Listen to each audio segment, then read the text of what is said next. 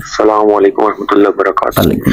یعنی کرام کی بارگاہ میں سوال عرض ہے کہ ایک کپڑا احرام کی نیت سے خریدا گیا ہے کہ ہم عمرہ کرنے جائیں گے تو احرام پہن کے جائیں گے اس کپڑے کا، لیکن جب اس کپڑے کو چیک کیا ہے تو اس میں ریشمی کپڑا مکس ہوا ہے، سوتی اور ریشمی مکس ہو کے کپڑا وہ بنا ہوا ہے، تو آیا کیا وہ اس کپڑے میں احرام باندھ کے عمرہ ادا کیا جا سکتا ہے؟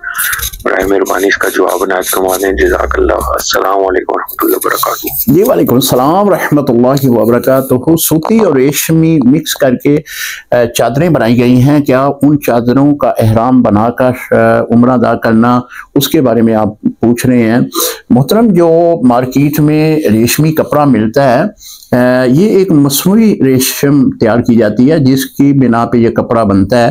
ہاں، اگر اصل ریشم کا بنا ہے وہ تو پہننا جائز نہیں ہوگا، لیکن اگر مصنوعی ریشم کا کپڑا ہے اور اس میں بھی سوتی کپڑے کو مکس کر کے بنایا گیا ہے تو شرعاً کوئی مذائقہ نہیں ہے۔ ان کی بنی ہوئی چادریں اگر آپ احرام کے طور پر استعمال کرتے ہیں، آپ کا عمرہ ادا ہو جائے گا، لیکن خشوع و خضوع جو ہے وہ یہی کہتا ہے کہ آپ اصل سوتی جو کپڑا ہے اس کی ہی چادریں لے لیں۔